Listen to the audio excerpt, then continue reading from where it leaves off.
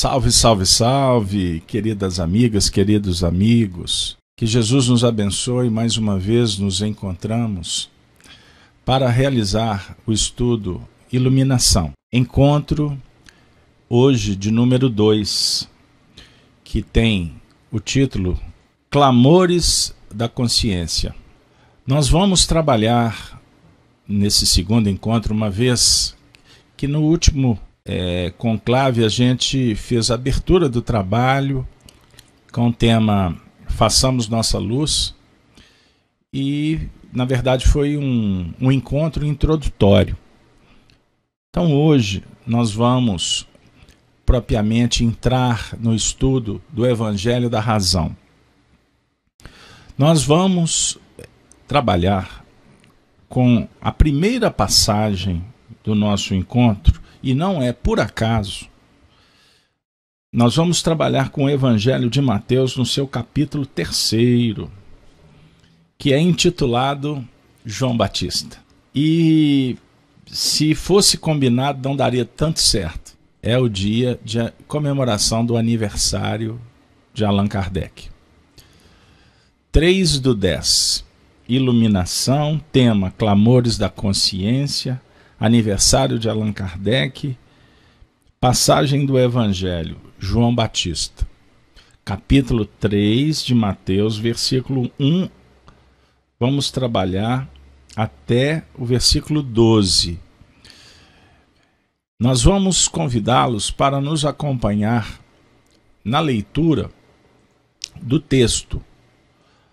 Farei a leitura dos 12 versículos, e depois a gente faz um apanhado geral e na sequência, se vocês estiverem de acordo, nós vamos trabalhando com a análise de cada versículo.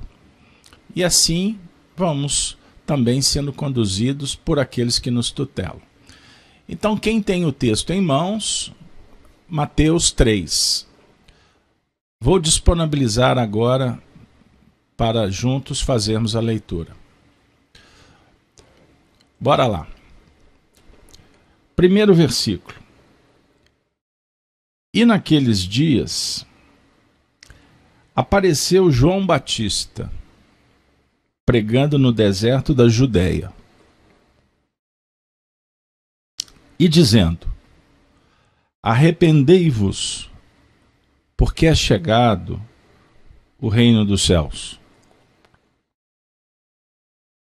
Porque este é o anunciado pelo profeta Isaías, que disse: voz do que clama no deserto, preparai o caminho do Senhor, endireitai as veredas. E este, João, tinha seus vestidos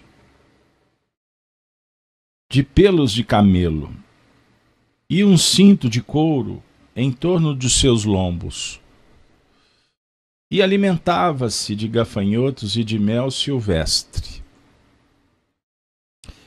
E então, verso 5, ia ter com ele Jerusalém, e toda a Judéia, e toda a província adjacente ao Jordão, e eram por ele batizados no rio Jordão, confessando os seus pecados. E vendo eles muitos dos fariseus e dos saduceus que vinham ao seu batismo, dizia-lhes: raça de víboras, quem vos ensinou a fugir da ira futura? Produzi, pois, frutos dignos de arrependimento. E não presumais de vós mesmos, dizendo: temos por pai Abraão. Porque eu vos digo que mesmo destas pedras Deus pôde suscitar filhos a Abraão. E também agora está posto o machado à raiz das árvores. Toda árvore, pois, que não produz bom fruto é cortada e lançada no fogo.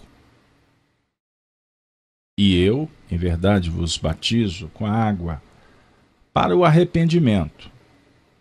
Mas aquele que vem após mim é mais poderoso do que eu, cujas alparcas não sou digno de levar. Ele vos batizará com o Espírito Santo e com o fogo.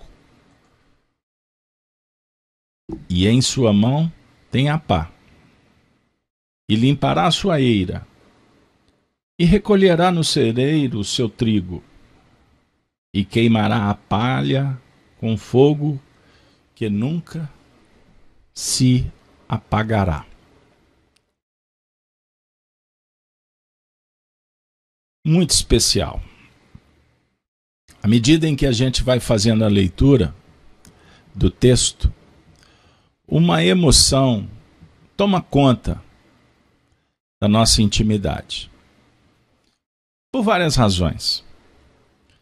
O próprio ambiente do Evangelho já sugere uma expansão da consciência, o aguçar da sensibilidade, e estar junto com vocês, como amigos,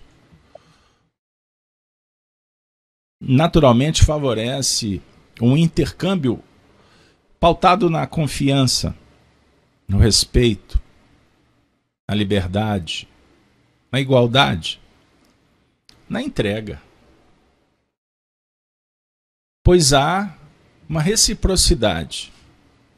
Temos certeza que todos aqui estão sendo envolvidos por vibrações que dimanam do alto, além da sustentação que temos dado para as tarefas da casa de Kardec. Por isso, pelo menos, eu não sei se eu posso falar por vocês, mas mesmo que tenhamos assim uma atividade praticamente diária com os estudos do Gênesis no lar, o Evangelho no coração pelas manhãs, as atividades que exigem de nós dedicação ao longo do dia, com corações, com pessoas que acabam criando demandas ao longo. E à noite? Oficialmente estamos em tarefa. Quer dizer, a sintonia com o projeto Kardec na nossa vida passou a ser tônica. De vez em quando a gente abre possibilidades para um encanto, para uma tertúlia. Isso é para os antigos. Tertúlia dançante, uma partida do esporte, aquele time do coração, a interação com a família. Somos seres humanos com necessidades, muitas. Sabemos que as principais da alma, mas também ajustes, reajustes, reparações dentro da dinâmica do bem. Este é o princípio. A alegria responsável, a vigilância dentro do que é possível, sem trabalhar com aquele norteamento fanático, exclusivista, separativista, que para muitos se tornam moralismo barato e até hipócrita. Aí nós estamos caminhando para o extremo. Então observemos, nós temos 12 versículos para desmembrar. E não temos a intenção de apertar o carro para a gente simplesmente cumprir a tabela. Nosso objetivo é criar um ambiente de espiritualidade. E eu gostaria que vocês imaginassem, no fundo do coração, nós estando na casa de Kardec e Amélie Baudet, dois senhores, um casal a representar os pais, os anciãos, as famílias, as tradições, bebendo um chá, sendo acolhidos com muita satisfação, e eles daqui a pouco vão dizer: Vamos ao estudo da doutrina para entendermos Jesus. Eles não vão dizer que a tarefa é deles. Nós, como alunos, sabemos que Jesus delegou para os dois. Mas vamos despersonalizar. Eu estou criando um ambiente poético, romanceado, para que a gente possa entrar nas letras para tirar o espírito, para não morrer com a letra. E a figura de João Batista, ela de cara já nos mostra pelo próprio nome que é uma oportunidade de batizar nas águas do Jordão. Ele batizava com a água. A água representa tantas coisas, não é mesmo? Planeta água, corpo água, a água na dinâmica das reencarnações múltiplas, a água a representar múltiplas oportunidades. Tem um pensamento oriental que diz que jamais você vai se banhar nas mesmas águas de um rio. Isso é muito especial. E quando sair do rio, jamais será o mesmo. Então, olha a dinâmica. Não seremos os mesmos e as águas da vida não serão as mesmas. Hoje, muito melhor do que ontem. Para alguns pode até ser pior, mas não igual. Muito menos será semelhante, sob o ponto de vista mais essencial, com o amanhã. Então nós estamos agora comemorando o aniversário de Allan Kardec, viajando há 2000 anos para os territórios da Palestina, Mar da Galileia, Rio Jordão, e vamos dialogar com o primo de Jesus. Vocês se recordam, ele nasceu 6 meses à frente. Diga-se de passagem, todas as vezes que eu faço essa referência, brota uma vontade de fazer um estudo do Evangelho de Lucas. Nunca fui autorizado, porque são tantas tarefas, não é verdade? Mas o nascimento de João Batista e o nascimento de Jesus possivelmente daria uma encarnação fazendo miudinho. Estudo minucioso à luz do Espiritismo. A visita do Espírito para as duas mães. Zacarias, pai de João Batista. Olha o fenômeno. Ele perde a voz. Não era possível mais, o casal era mais velho. Recordam-se? Então nós temos fenômenos mediúnicos. Nós temos atividades intercessórias do mundo espiritual a dizer que o que não é possível para o homem, para a ciência, para Deus, é. Sem derrogação das leis naturais. Esse é o ponto.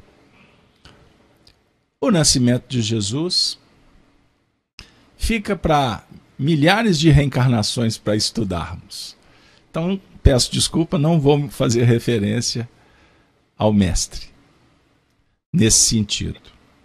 E agora, sem delongas, vamos colocar o texto para que a gente possa trabalhar versículo por versículo.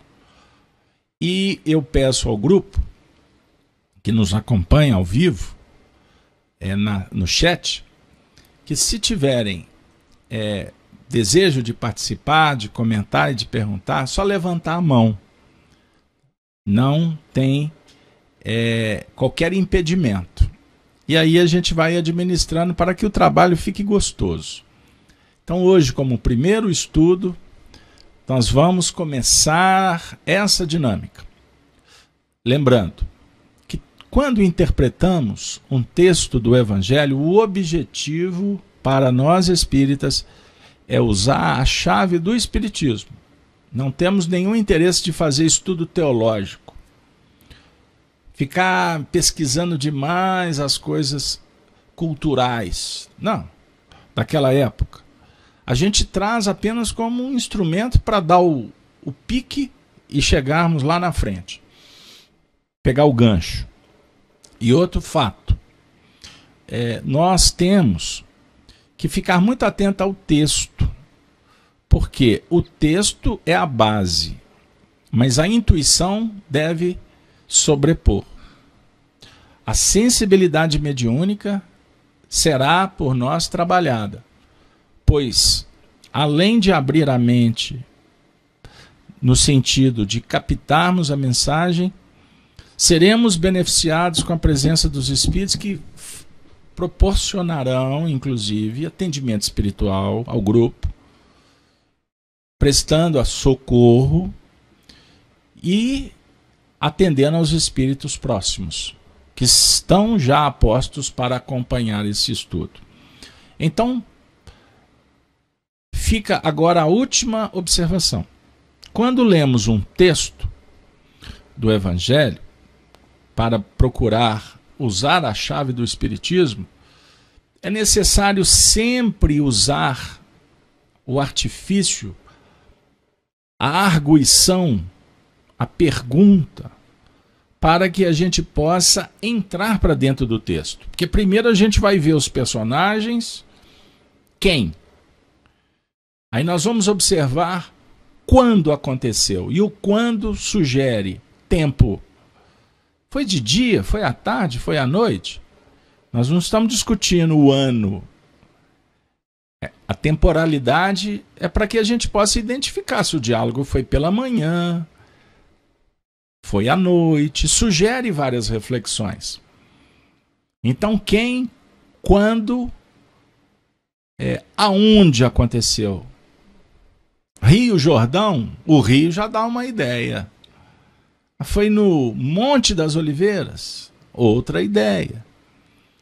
Foi em Jerusalém, foi em Jericó, foi no campo, foi na cidade. Isso é importante também. Então, quem, quando, onde e como aconteceu. Um exemplo. E Jesus, saindo da casa, tomou de um barco, afastou-se um pouco ao mar e pregou para a multidão. Então, observemos que o como sugere reflexões, ângulos que se abrem. Como ele fez? Ele tomou de um barco, ele lançou uma rede, ele estendeu as mãos. O onde, de novo, pela manhã. Aonde? No mar, na praia.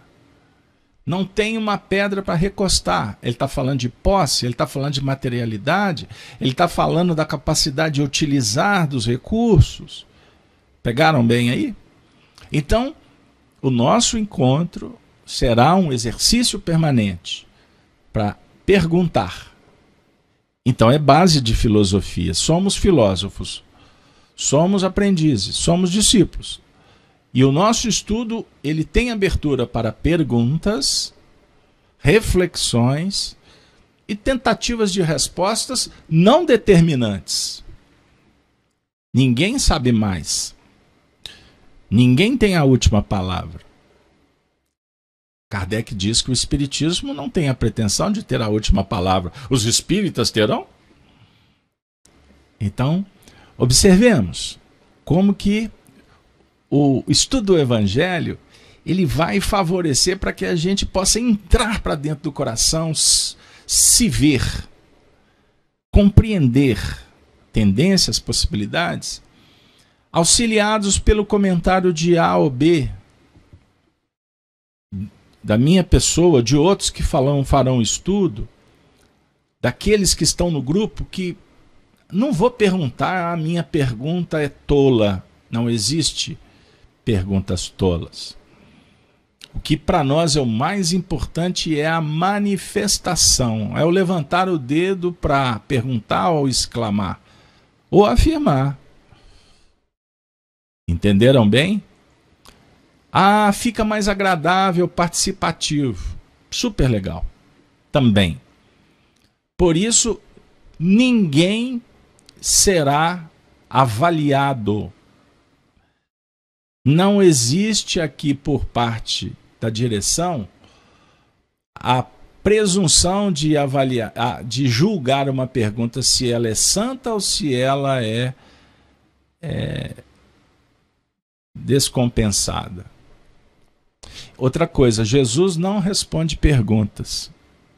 Jesus atende o indagador. Isso eu aprendi lá atrás. E repito constantemente. Costuma o indivíduo levantar a mão, faz uma pergunta, mas a necessidade dele é outra. Talvez de ser acolhida. Talvez de receber o estímulo, de se sentir dentro do grupo. Pegaram aí? Então o estudo do Evangelho favorece tudo isso. Nós não estamos interessados com a parte intelectual. Nós queremos o consolo, o coração, o sentimento. Tudo bem? Podemos seguir em frente? Abertura feita. Primeiro versículo. Vamos lá. E naquele dia, o texto está no singular aqui, porque e naqueles dias apareceu João Batista pregando no deserto da Judéia. Naqueles dias, eu vou dar vamos dizer assim, um impulso inicial, convidando vocês para depois acessarem o livro Evangelho do Sobral e Luz Imperecível. Luz Imperecível e internet vocês adquirem. O Evangelho de Sobral nós disponibilizamos no chat, no WhatsApp, para quem pedir. Naqueles dias, sugere a seguinte ideia inicial, eu vou trazer e depois a palavra está aberta. E naqueles dias apareceu João Batista. Vamos ficar só até aqui.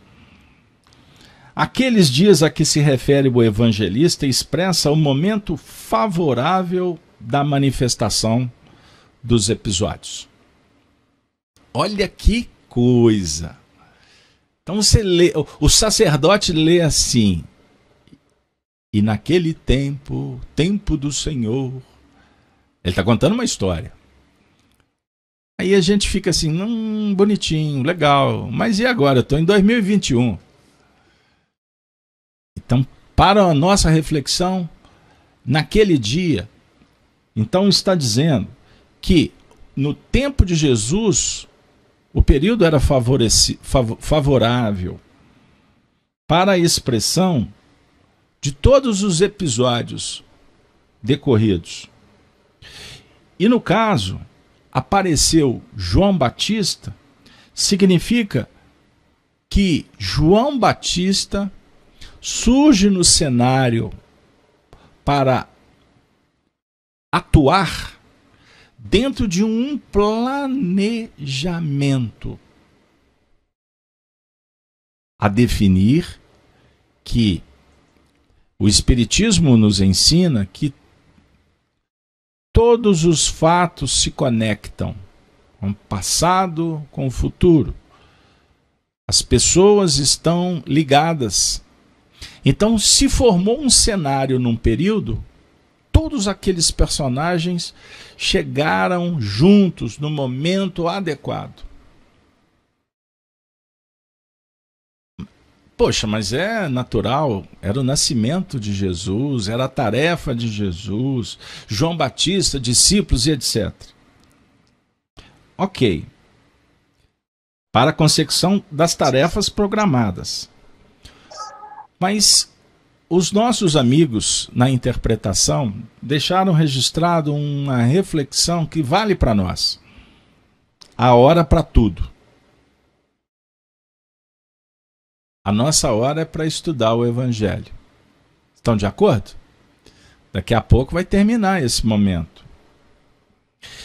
E nesse processo aparece João Batista para cumprimento de sua missão, em decorrência das peculiaridades de sua ação e notórias atitudes pode ser percebido de forma ostensiva no seio da sociedade de então. Como dissemos no início, ele era primo de Jesus, filho de Zacarias e Isabel, nascido em circunstâncias extraordinárias. Então não foi um nascimento comum. Olha a dica. Circunstância extraordinária, amparo, aquele ponto fora da curva, solicitude divina. Isso não acontece por acaso. Vocês já viram aquelas histórias em família ou nos jornais? Aqueles indivíduos que nasceram e tiveram problemas seríssimos no início e sobreviveram, cresceram, deram um baita recado. Então esses acontecimentos sobrenaturais, futebol clube, entre aspas, define aí sinais interessantes. Inclusive, para dizer que os espíritos que reencarnam com tarefas especiais geralmente têm escolhos do nascimento à desencarnação. E a turma está querendo estudar evangelho para ficar livre de obsessor. Está querendo se furtar do problema. Ele vai no centro espírita para pedir os espíritos para pagar a conta para ele. Tem uns que não falam abertamente, mas quando entram na loja lotérica, até de capuz, escondidos, para que ninguém lá do centro veja. Mas depois que ele passou de escantilhão, escondido até dos espíritos, na hora de preencher o bilhete ele fica assim: espíritos ditam o número, porque se a roda parar no número certo e eu ganhar aquele prêmio mega super do final do ano, pode ter certeza que 15% vai para a tarefa espírita. Hein? Quantos porcentos que vão para a tarefa espírita? Graças a Deus, 0, porque não ganha. Não vai acertar a roleta. Então nós queremos o especial, o fácil. Fácil, extremamente fácil. Tem até uma música do grupo aqui de Belo Horizonte, o grupo jovem. Então, queridos amigos, sobre o ponto de vista espiritual, os acontecimentos, na verdade, são um desaguar de empreendimentos que foram delineados nos tempos. Não é um acontecimento isolado. Foi planejado. Júlio, venha participar conosco. Venha contribuir com essas notas desse acontecimento extraordinário da chegada de João Batista entre nós. Por favor. Eu estava aqui refletindo aqui nesse texto do Uso Imperecível que você parou, em que o Honório aqui, ele faz esse registro, né, das circunstâncias extraordinárias, em que a mãe, né, representando aí os milênios, os tempos antigos, era avançada em idade. E o que eu ia abordar, você, de certa forma, o que eu pensei em abordar, né, gostaria de abordar, você, de certa forma, já falou que é um trabalho preparatório ao longo, porque muita gente supõe, existe um entendimento até um tanto quanto raso, e nesse entendimento raso aqui, antes de falar dele, eu vou lembrar da questão 365 do Livro dos Espíritos, em que os espíritos, respondendo a Kardec, eles vão dizer que o espírito evolui em insensível marcha ascensional, dizendo aí, então, que os processos são milenares, são demorados. E a própria trajetória do Chico, que é muito presente aí nos trabalhos, ela prova o quanto disso é verdadeiro, já que sabemos que Chico vem sendo preparado desde pelo menos 3 milênios atrás, 3 mil anos atrás, pelo menos. para as atividades que ele desempenhou.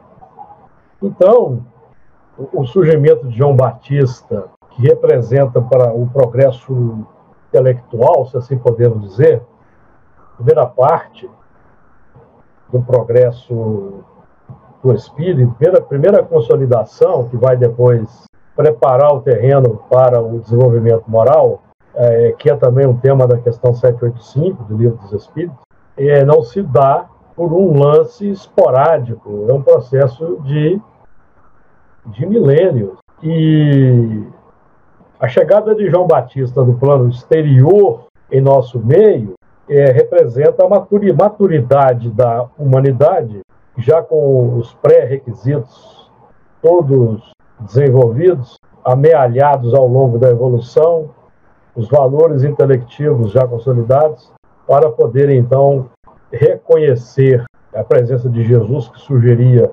curiosamente, 6 meses depois da gestação de João Batista, Maria ficou grávida de Jesus. Então, define que todo o nosso desenvolvimento intelectual, primeira parte do progresso, ele está sendo colocado à prova.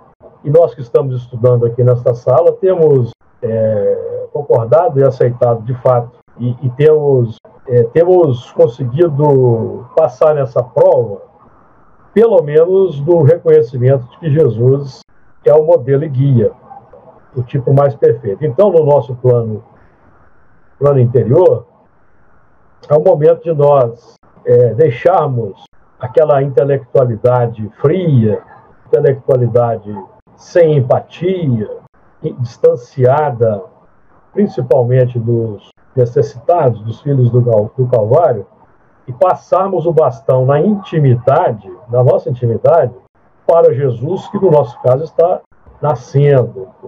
Aliás, eu não vou adiantar aqui não, mas aqui nesse texto, eu não estou me recordando, não, é no outro texto, né? Então, João Batista define, por exemplo, que é necessário que ele cresça e que eu diminua. Assim, esse aspecto das virtudes, do amor, é que precisa crescer na nossa intimidade, para que essa indiferença moral, essa falta de empatia, falta de solidariedade, que é um dos problemas da humanidade, possa diminuir na nossa intimidade. Muito bem. Na verdade, como eu disse, abrindo o coração, num processo de adaptação para o programa Iluminação, nossos encontros agora, às tardes de sábado, que tem em João Batista um simbolismo muito especial, porque a iluminação é uma preparação. Os estudos, a tarefa, estão prenunciando, estão preparando o nosso amanhã, que ele começa agora, não daqui a pouco, é agora. João Batista representa na atualidade um trabalho da reeducação com vistas a sentir Jesus no coração. Por isso a expressão aqueles dias. Visitam-nos a intimidade. Olha que interessante. Ir para aqueles dias, sob o ponto de vista de uma viagem histórica, recordando os feitos, os vultos, é um processo de abertura do coração para sermos contagiados, inspirados. Porque normalmente, aqueles dias que a gente visita, sabe qual é? Quais são? Aqueles dias da ilusão. Vira e mexe, a gente vai lá. A gente bate na portinha daquele assunto que não interessa sob o ponto de vista da razão, mas o magnetismo atrai. O passado clama, chama, é impulsivo, é renitente, é resistente, é insistente. Ou não? Reflitamos. Como que a gente vai muito mais fácil para esses dias do que para aqueles dias de Jesus? João Batista é preparar a panela, colocar água, as batatas somos nós. Nós temos que trabalhar essas cascas, que são as nossas personas, as nossas máscaras, as nossas vestimentas sociais. Nós temos que aprender a abrir mão da ilusão. Seja você com educação, seja autêntico, com bondade, com nobreza, para não exagerar e perder a cabeça como João. Vamos partir para a segunda parte da frase. Vou disponibilizar na tela para a gente acompanhar juntos. E naquele dia apareceu João Batista pregando no deserto da Judéia. Qual é a porta que se abre com essa pregação no deserto da Judéia?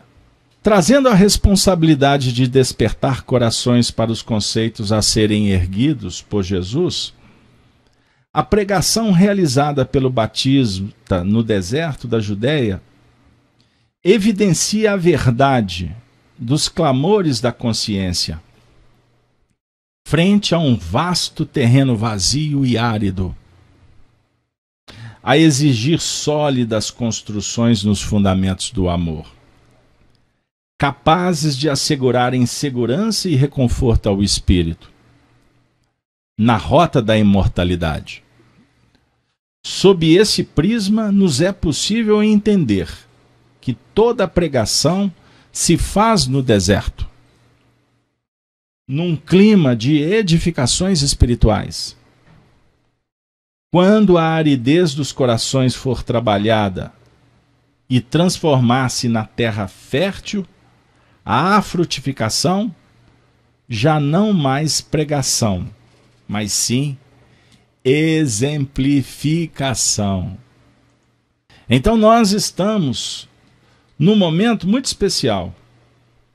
Então pregar, falar, vislumbrar o evangelho significa entrar num deserto. Agora o interessante, porque a frase diz, pregando no deserto da Judéia,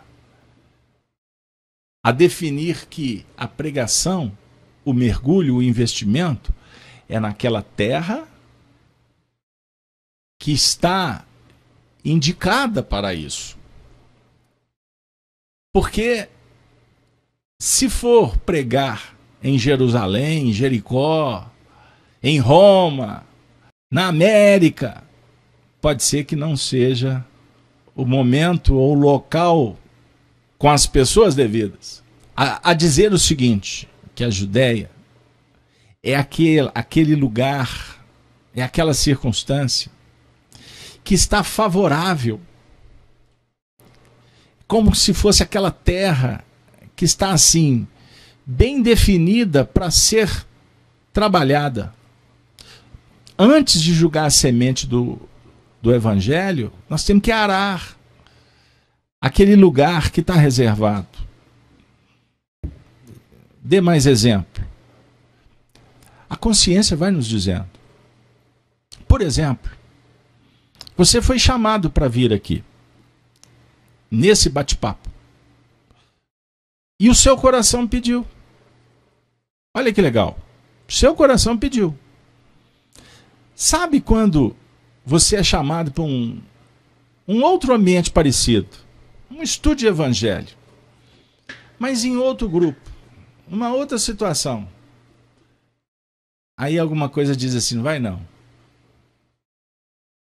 Ah, eu vou, é evangelho. Aí você vai. Chega lá, é como se tudo desse errado. Quantos lugares que nós entramos em algum momento que não foi bom e depois passou a ser? Ou quantos que eram maravilhosos e depois deixou de ser? Isso diz algumas coisas. Time, conexões, bênçãos e portas que se fecham. Prazo de validade. Já ouviu dizer? Já dialogaram sobre esse tema? sem me alongar, João Batista, ele está dizendo: eu não sou digno, no versículo adiante, né? Estou até antecipando. Eu não sou digno para carregar as sandálias. Eu não sou digno de falar em nome daquele que é mais do que eu. Ele está falando de sentimento, ele está falando de transformação.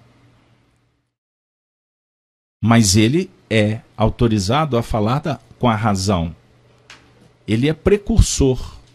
Ele prepara os caminhos. Agora, não é simples, viu? É um grande deserto. Essa nossa travessia para conhecer a si mesmo e transformar a si mesmo. Eu ainda insisto, ninguém vai levantar o dedinho? Nenhuma participação ou pergunta? E quando é assim, eu sou obrigado a falar: Karen, venha para a sala para trazer perguntas ou comentários, ou interpretando esse aspecto que nós atingimos do pregar no deserto da Judéia. Então, eu penso que nós estamos aqui reunidos, vamos puxar para o dia a dia, que eu gosto quando você conta a história, que daí com exemplo é mais fácil. Nós somos a tua Judéia, você está semeando na gente, nós estamos prontos para germinar, é isso? Eu entendi direito? Vamos pensar o seguinte: quando você fala você está se referindo àquele que me tutela. Quando eu olho para ele e falo assim, você está semeando na sua Judéia, aí ele vai olhar para trás e falar assim, você está se referindo àquele que é mais do que eu. Aí esse que está sendo indicado como mais do que ele, vai falar assim, eu não sou digno de desatar, de carregar as alpacas. Aí você vai na escala, até você chegar na dimensão espiritual de Jesus. Aí ele vai dizer assim, ô meu filho, bom é o Pai que está nos céus, mas eu vim em nome dele realizar a obra que é do Pai. Isso é extraordinário. E com isso, Karen, eu compreendo a sua abordagem e ela é justa, honesta e produtiva. Quando nós que trabalhamos sob a tutela dos espíritos assumimos uma responsabilidade junto com um grupo, o que eu vou dizer pode criar um problema para o precipitado que senta na cadeira da crítica contumaz. Não desce do muro. Isso não é com presunção, entendam bem. É sob o ponto de vista de responsabilidades. Se vocês voltarem ao livro Há 2000 anos, nesse episódio do martírio de Simeão, vocês vão se deparar com uma fala de Jesus com ele, que naturalmente Emmanuel tira a palavra Jesus para não polemizar. Mas diz assim, o rebanho que está sobre a sua tutela, vá lá e leve a mensagem. Ele está falando então que Simeão está na condição de um pastor, de um educador, de um professor, de um facilitador. Como você que opera na área educacional, você é pedagoga, você tem uma responsabilidade. Se o aluno está dentro de sala, ele foi matriculado pela vida, ou nas ações mais avançadas, por ele mesmo. A matrícula já sugere que a Judéia está prontinha para receber. Você poderia estar debaixo de um chuveiro, numa piscina, na praia, fazendo N coisas agora. Não, você está aqui. significa o quê? Que você está pelejando na aridez para você percorrer um caminho. Então, naturalmente, você será beneficiada, favorecida. Você receberá a semente que você mesmo está cultivando. Então, por enquanto, a gente ainda precisa de transferir ou de reconhecer o papel do outro e trabalhar a virtude da gratidão, certo? Do reconhecimento e da gratidão. Então, o filho que não reconhece o valor do pai costuma terminar sozinho em algum lugar e o filho está em outro balangandã. Que a vida devolve.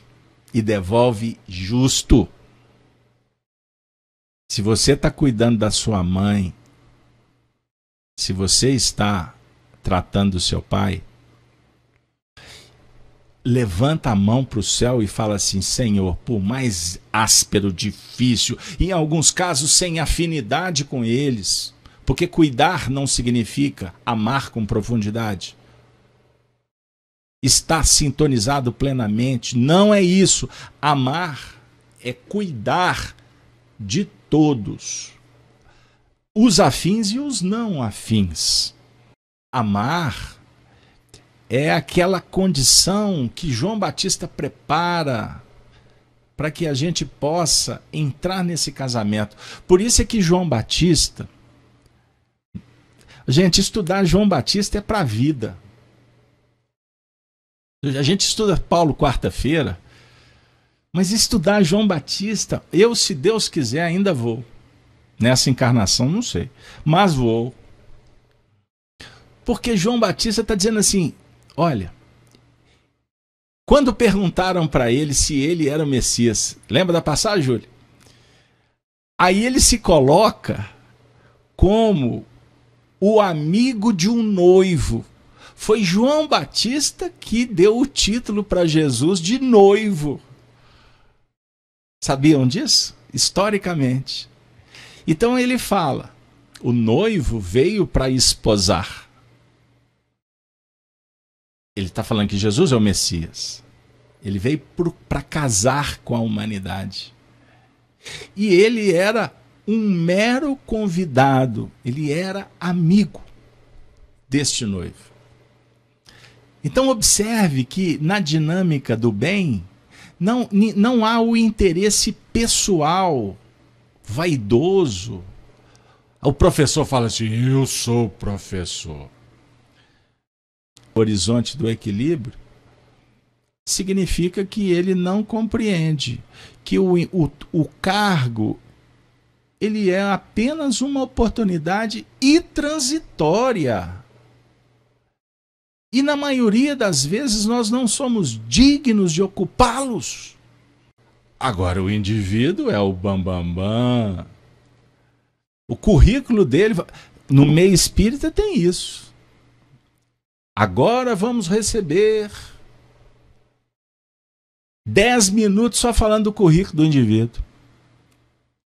O que isso acrescenta na palestra? O título vai garantir, como na academia, porque na ciência é assim. E tem que ser assim, porque na ciência o indivíduo tem que provar que estudou. Ele tem, para ele acessar, ele tem a chancela de cursos, de doutorados, para ele defender uma tese.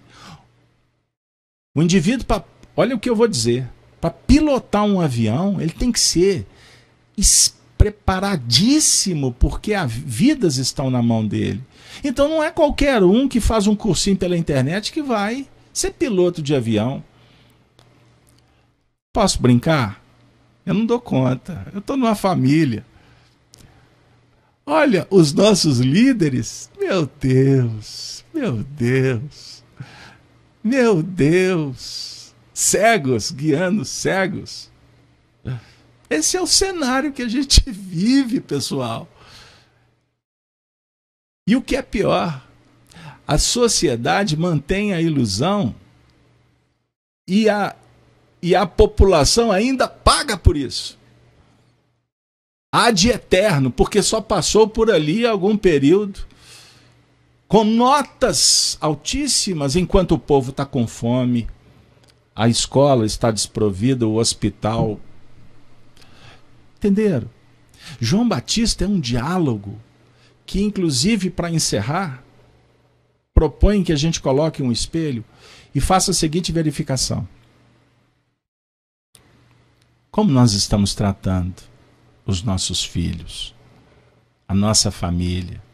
Porque eles são rebanhos do seu mandato. Não esqueça disso. Você pode, ou o mandato pode não ser reconhecido, mas isso não nos interessa. O que vale é a consciência. Você está sendo um bom avô? Talvez até pai?